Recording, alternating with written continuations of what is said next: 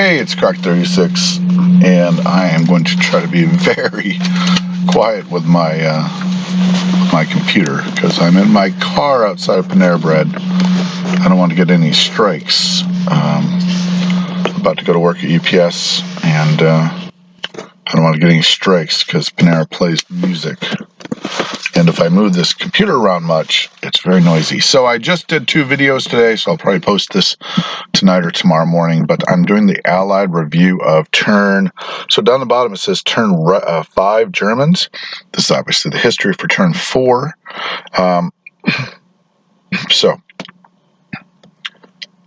But I think they have a 0. I think this actually starts out with 1. So let me just go up real quick to the top. So you got round 1. If you open that up. Okay, so then round 2, 3, and this is round 4. All right, here we go. What are the Americans going to do? So there's not much the Americans do with this turn, so I'm going to do this one quickly. And they actually edit out of some stuff. So purchases of 6 different Navy air investment, which I try to distinguish that from the infantry and the transports. So pretty confident person who goes to the transports in turn 4, I think, because so much has to be caught up. All right, let's go and see what they do. They're going to try to take Celebes, but they're going to take this back in the non-com. He decides against it. All right, everything goes to Morocco. Everything comes down to 54, I believe, is where it ends up. But he might, and then he places 3 transports, earns $73. He does a bunch of edits. I'll show you the edit feature without making too much noise on my computer. Excuse me. And right there's the edits. Right here. Removed this and this and this, but it doesn't hop like it should. So I'm going to take this back. All right, and I'll just take you over to show you that indeed that's what happened. So we got 54 is being aimed at, trying to draw them down, and really combine. Obviously, the only way to directly compete with the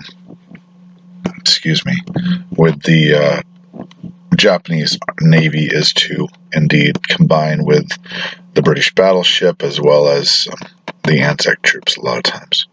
All right, so and of course the scrambling air base. Let's go to China.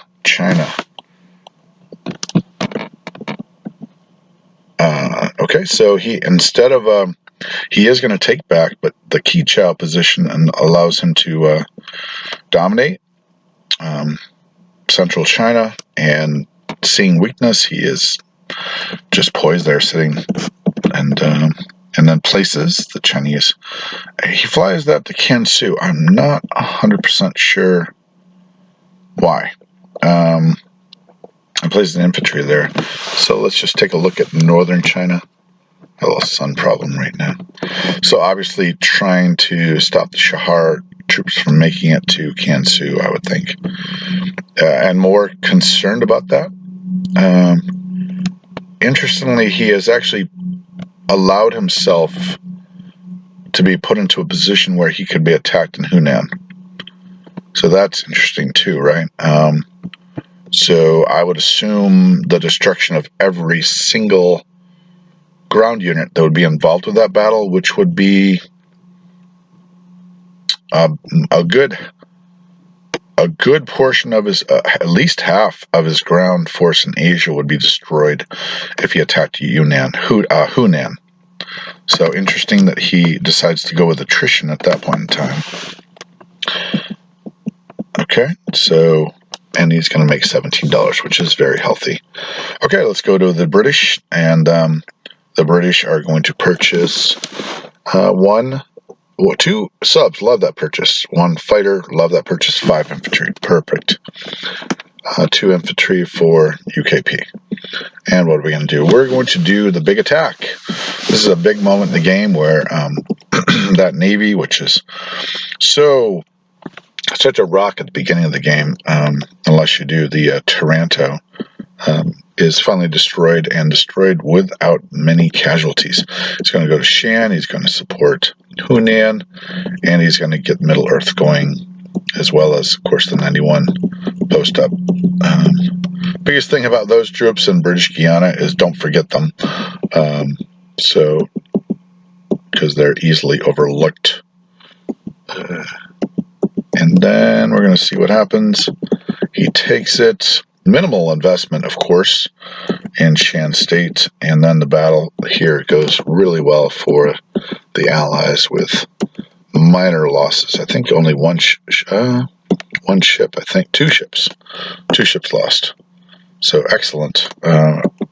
Okay, and then non-coms.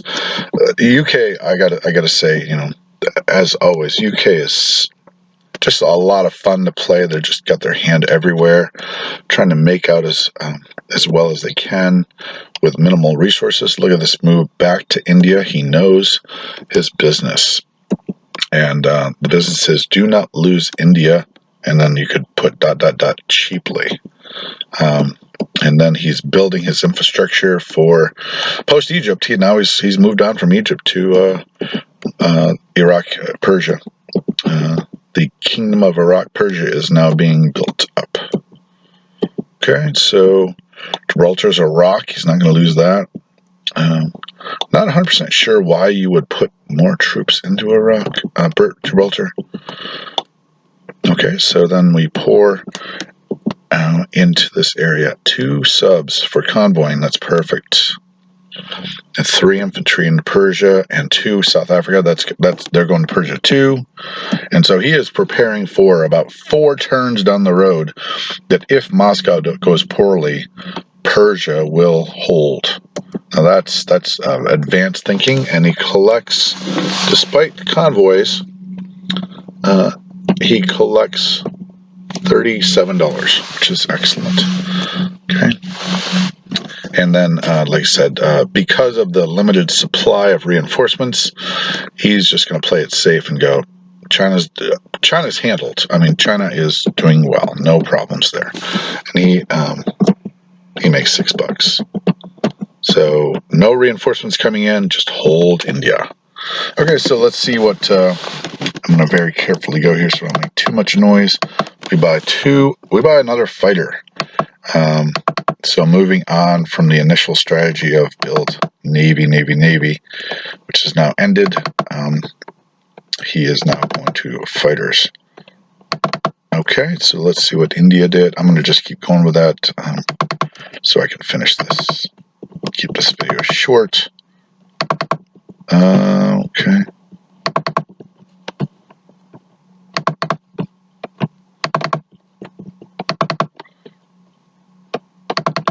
All right, let's go up and run it through. India buys that. Let's see what Italy does. Okay, so more can opening, a substantial can opening too, and then British Somaliland. There we go. Keeping that British Italian guy alive. It has a purpose. Deny $5. Make the British go where they do not want to go. And moving back. 3-plane scramble. He's reestablishing a 3-plane scramble for that. Reinforcing West Germany with the 91 fleet. Places 2 infantry in southern France. So with that large force right there, sure looks like that's where he could go. Turn complete, lost to blockage. 3, collect 16. That's not nothing. Okay, and then Anzac buys 2 transports. Okay, let me just review the med real quick. I just want to make sure I don't miss anything here. 5. 2 transports. Okay, 2 transports, bunch of planes, aircraft carrier. So just keep an eye on southern Italy. Obviously, northern Italy is open for an invasion, but obviously he could scramble into that zone. and you could knock down that factory to a minor. Norway's open as well. Without, oh well, there's a navy up there. So, and that navy is not quite, maybe. Let's see what he does.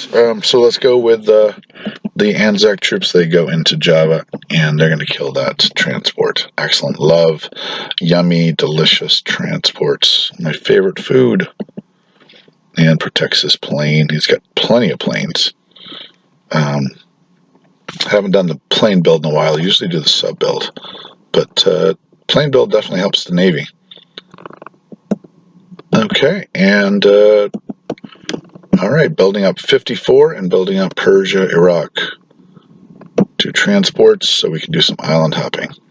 Collects $13, $18 with their bonus. I think he still owns Malaya, and that is great. And again, the French go toward the powerhouses, and that is the turn with the everywhere that the Allies need to be strong, they are strong. Certainly, the Axis are advancing in some way, shape, and form into Russia, for instance, can opening, but the Japanese are nerfed. I mean, absolutely, we would say the Japanese are matched for Navy by the combined fleets. They've been nerfed in China, and they're about to be nerfed in northern China. So this is definitely a KJF, and that is the way to play this game. This is the secret sauce. Absolutely.